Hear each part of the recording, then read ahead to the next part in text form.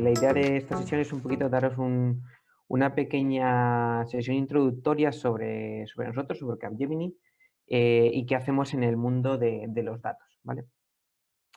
A nivel mundial, Capgemini, somos como 300.000 empleados o más de 300.000 empleados, 45 países ahora mismo, y bueno, tenemos soluciones sectoriales, como podéis ver, espérate un segundo, quito esto, ahora, perfecto, en distintos sectores, y a la vez tenemos presencia pues en toda Europa, sobre todo Norteamérica y algo de Asia, ¿no? Al final, empresa multinacional, como veis, y que somos capaces de cubrir el end-to-end de todo lo que nos piden nuestros clientes actualmente, ¿no?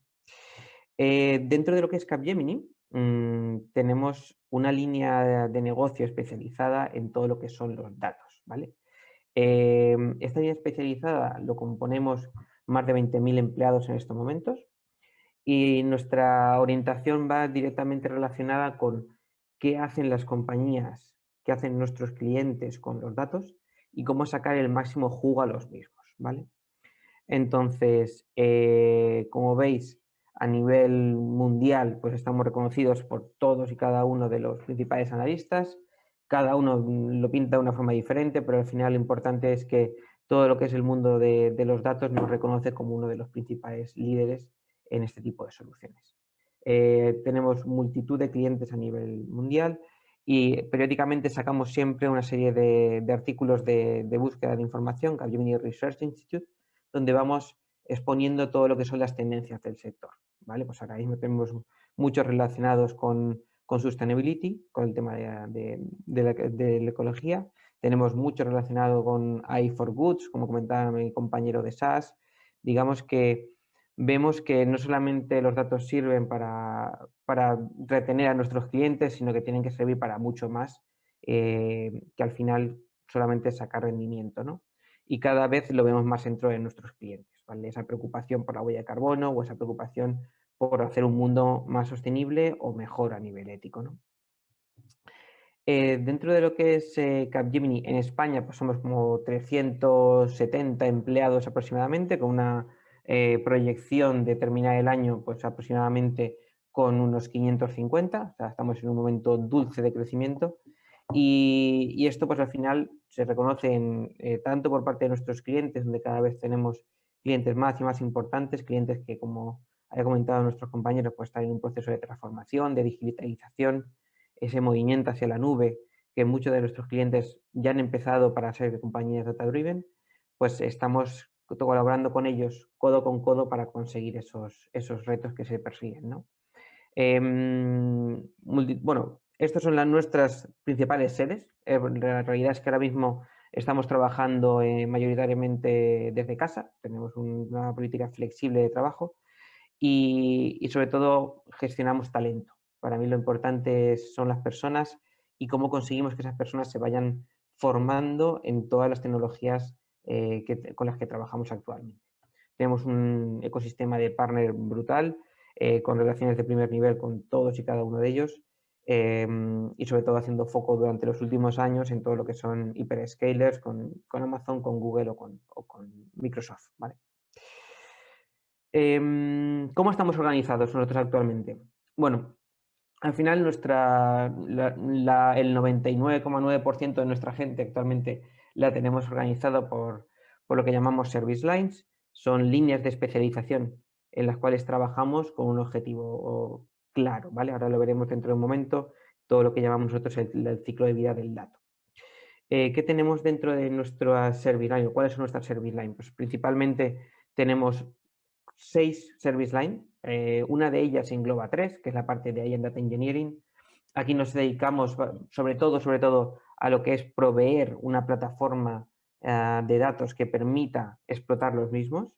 Esta plataforma de datos obviamente tiene que tener las capacidades necesarias para poder escalar, ¿vale? Y para poder utilizar distintos tipos de datos, de actualización y tipos de almacenaje, ¿no? Y dentro de esta plataforma al final hablamos de 3 grandes líneas. Una es la parte de hyperscalers. Obviamente tenemos ahora mismo un movimiento hacia la nube brutal, que durante los últimos años han estado empujando estos planes de transformación. y aquí trabajamos codo con codo con los tres hyperscalers, ¿no? Aquí metemos otro tipo de tecnologías más relacionados con o que están siendo utilizadas mayoritariamente por hyperscalers, como pueden ser también Snowflake o Databricks, pero mayoritariamente estamos hablando de AWS, GCP y Azure. Luego tenemos otro tipo de soluciones, que son soluciones que son más on-premises, que realmente vienen más de ese BI tradicional que hemos estado haciendo durante los últimos 15 años, ¿no? Ese sacar la explicación de por qué han pasado las cosas, con ETLs tradicionales, con realmente esos informes que sacan el jugo de los datos, pero desde el punto de vista de qué ha pasado, mirando hacia atrás.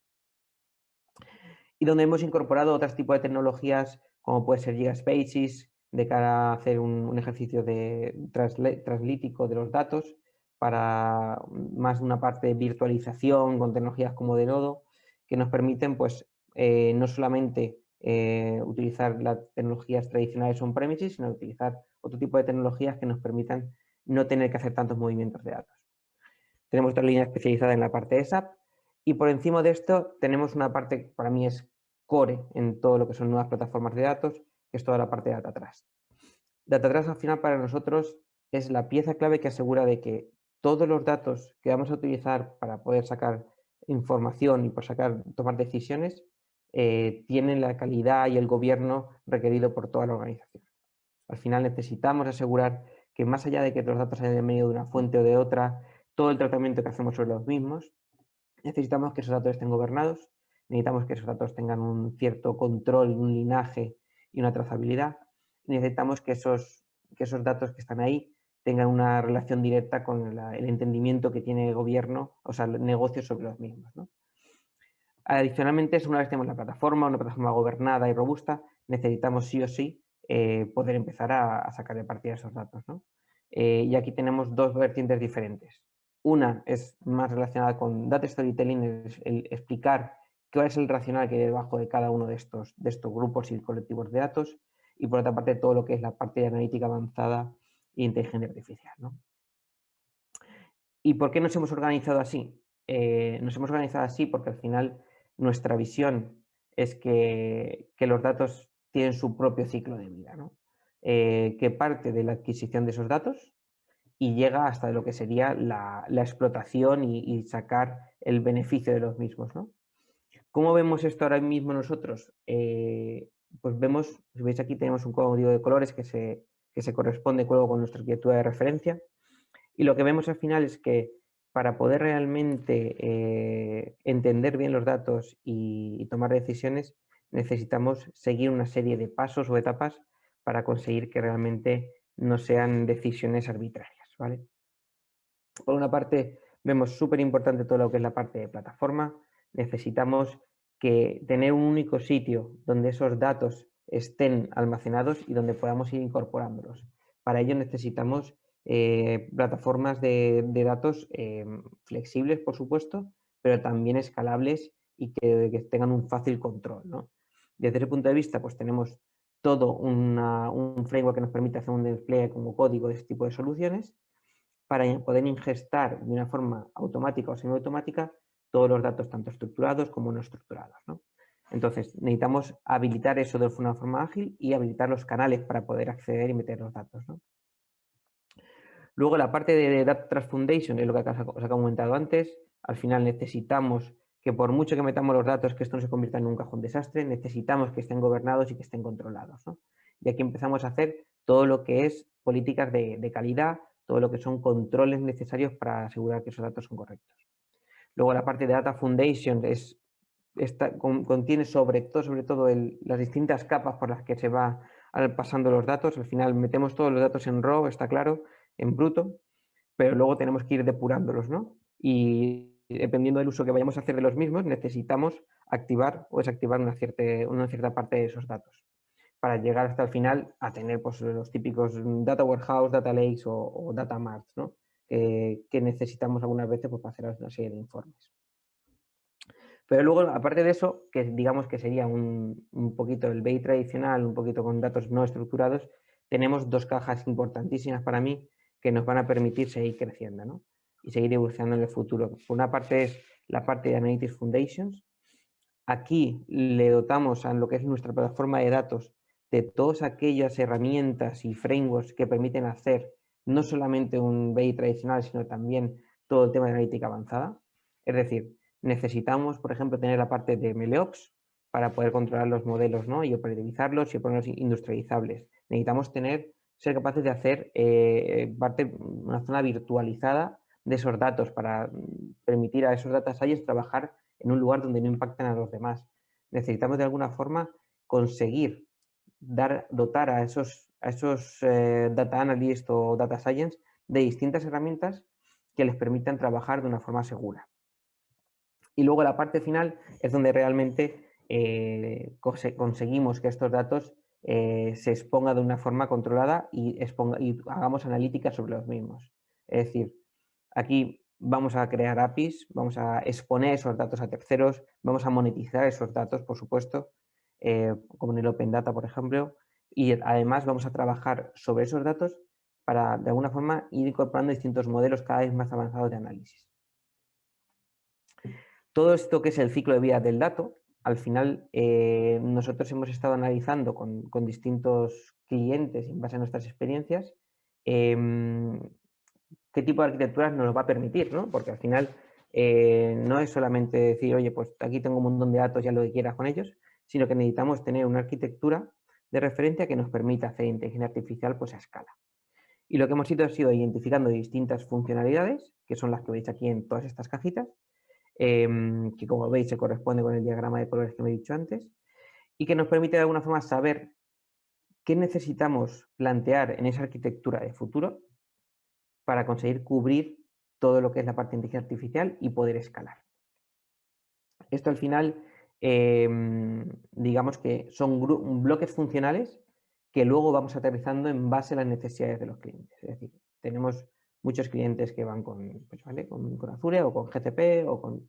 Entonces, lo que hacemos es utilizamos esta arquitectura de referencia como base para ver para cada uno de nuestros clientes qué es lo que necesitan. Es decir, no todos nuestros clientes van a necesitar todas estas cajitas, estos bloques funcionales, sino lo que van a tenemos que ver con ellas es qué necesitan para cubrir sus necesidades.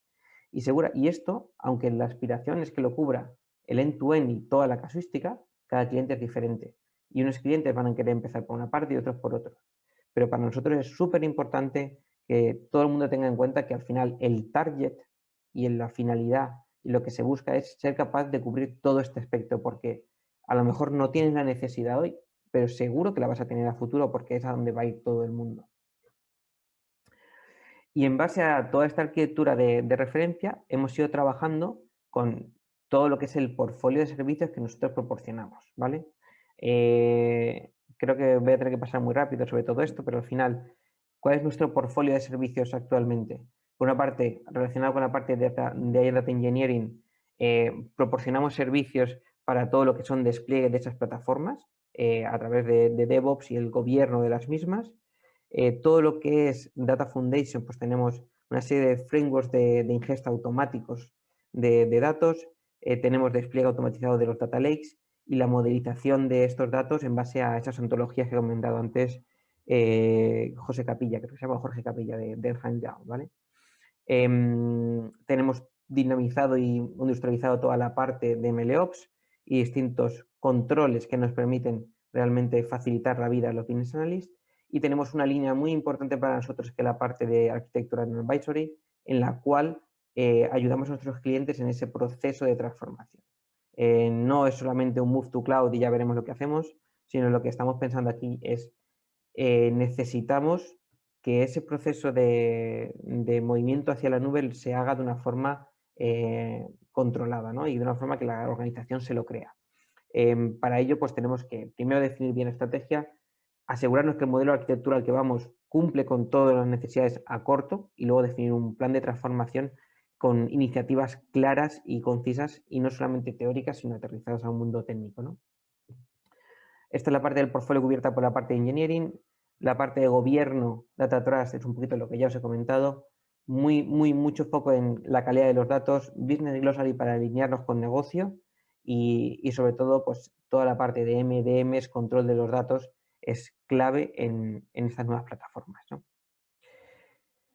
Data Storytelling para nosotros es básicamente todo lo que es la explotación de los datos desde una perspectiva de KPIs, modelos, informes, data discovery, este tipo de tecnologías que ya están en el mercado unos años, enriquecido con lo que llamamos la parte de cómo contar las historias, ¿vale? Los datos están ahí, pero no es solamente saber hacer un cuadro de mando, sino darle a negocio la capacidad de entender bien qué se está exponiendo ahí. Ese acompañamiento a las necesidades de nuestros clientes en explotar estos datos. Y por último, la parte de inteligencia artificial y algo más de visión sobre cómo explotar modelos, digamos, más avanzados de análisis sobre esos datos, ¿no? Aquí nos focalizamos sobre todo en tres playfields, que son Customer First, Intelligent Industry y Enterprise Management, en la cual encontramos multitud de casos de uso sobre los cuales trabajar para sacar ese beneficio sobre los datos, ¿no? Al final lo que hacemos, hemos identificado estos tres playfields en todos nuestros clientes, independientemente del sector, porque realmente son los que hacen que la cuenta de resultados muchas veces se mueva en una dirección o en la contraria, ¿no? Ayudamos en cada uno de estos a ver cómo podemos conseguir que los clientes vayan mejorando. Y para ello aplicamos pues una serie de técnicas, una serie de capacidades que hemos desarrollado durante los últimos años, ¿no? Estamos en un momento súper dulce, que la pandemia ha traído muchas cosas negativas en estos años, pero sí es cierto que yo creo que nos está dando una oportunidad de oro para cambiar muchas de las cosas que hemos ido arrastrando durante los últimos años, ¿no? Y creo que todas las empresas están en ese camino de digitalización, de cambio de tendencia, de atreverse a hacer cosas nuevas y creo que todos tenemos mucho que aportar aquí, ¿vale? Y siempre, siempre, siempre teniendo en cuenta esa parte ética, esa parte de sostenibilidad que no podemos obviar, porque al final lo que hagamos hoy va a impactar en nuestros hijos y en nuestras generaciones futuras y es importante que lo tengamos siempre en cuenta.